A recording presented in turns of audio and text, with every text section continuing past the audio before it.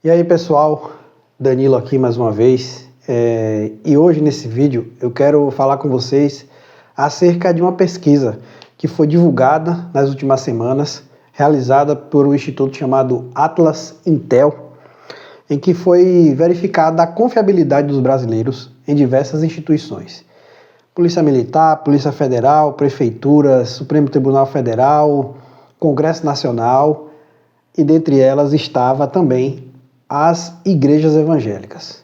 E o resultado, ele não é dos melhores, para a igreja evangélica, mas pelo menos para mim, não me surpreende. 73% das pessoas afirmam não confiar nas igrejas evangélicas. E nós só não estamos piores na pesquisa do que o Congresso Nacional, que o Congresso Nacional foi a instituição que menos as pessoas confiam. Se a gente ficasse atrás do Congresso Nacional também, realmente seria o fundo do poço. Mas eu queria falar nesse vídeo acerca do que eu entendo que sejam algumas das razões que levaram a esses números. Haja visto que a percepção dos brasileiros, em relação às igrejas evangélicas mudou significativamente, haja visto que alguns anos atrás foi feita uma pesquisa no mesmo sentido e o índice era muito menor, 30 pontos percentuais aí para baixo foi mais ou menos o resultado, uns 40 e poucos por cento das pessoas entrevistadas não confiavam nas igrejas evangélicas. Eu quero destacar aqui 3 pontos e no final também eu quero que você deixe a sua opinião nos comentários do que você acha que sejam as causas disso. Para mim, uma das primeiras razões que eu posso elencar, teologia da prosperidade. Teologia da prosperidade é a teologia que prega bênçãos financeiras e materiais.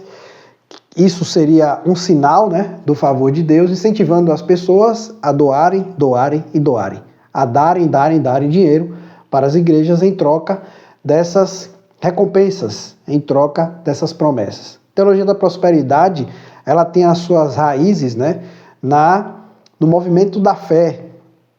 O movimento da fé é basicamente o precursor, aquele que pavimenta o caminho para a chegada da teologia da prosperidade. Os exemplos que vemos são uns piores do que os outros, líderes que fazem de todos os artifícios, persuadem os seus fiéis, as pessoas que frequentam essas denominações, geralmente igrejas neopentecostais, e eles enriquecem, e estão ricos, a verdade é essa, e as pessoas estão ali tomadas por aquele anseio de prosperar, de enriquecer, e fazem de tudo para alcançar.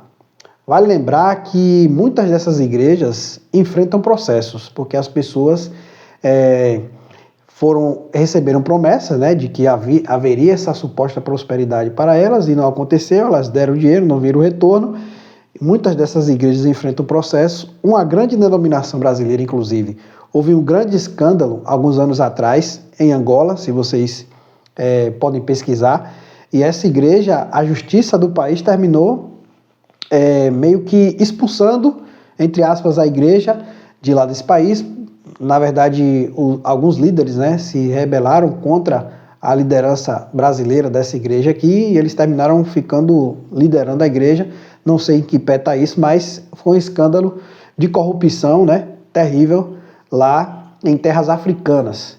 Então, as pessoas, os brasileiros, enxergam isso como realmente é uma exploração da fé das pessoas, principalmente em um país que é tão desigual. Infelizmente, é isso que acontece. Para mim, a segunda razão, o envolvimento profundo de igrejas evangélicas, de denominações e de líderes denominacionais com política partidária.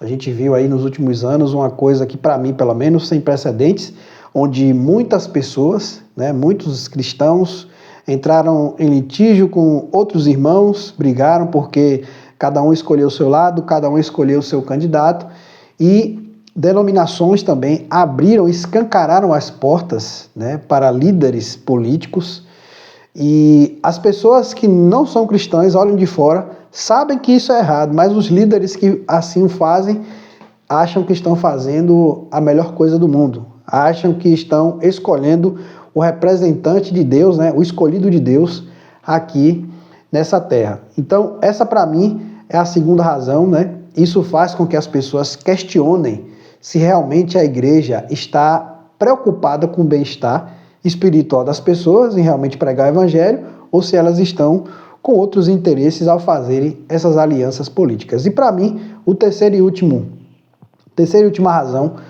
para essa questão é justamente o mau testemunho de muitos cristãos e a sequência de escândalos que tem acontecido Brasil afora. Infelizmente também outro problema muito grave e as pessoas estão observando e isso tem feito com que as pessoas não deem crédito às igrejas evangélicas. Houve um caso emblemático no Brasil alguns anos atrás em que alguns políticos estavam prestes a receber uma propina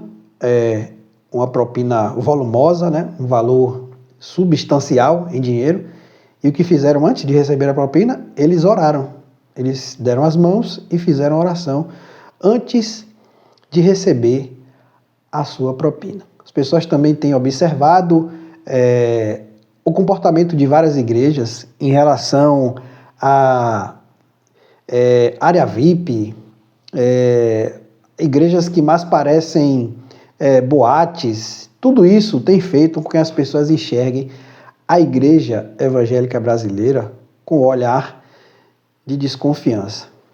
Então, para mim, essas são as 3 razões para esses números que vimos nessa pesquisa. Conforme eu disse, eu não me surpreendo com esses números, porque infelizmente a decadência moral da igreja evangélica no Brasil, eu posso falar do Brasil que é aqui que eu vivo, tem sido assim uma desenfreada, né? Eu costumo dizer que vivemos em um tempo que a moralidade é como uma carreta descendo a ladeira, uma carreta carregada descendo a ladeira que está sem freio, né? Parece que não há limite para o que tem acontecido. Infelizmente, a igreja evangélica, muitos líderes, muitas denominações têm dado péssimos exemplos em torno disso. Bom, pessoal, era isso que eu queria dizer. E eu quero muito que você emita a sua opinião. Eu quero que você coloque nos comentários o que para você é a razão pela qual 73% dos brasileiros não confiam na igreja evangélica brasileira. É isso. Deus abençoe vocês e até a próxima.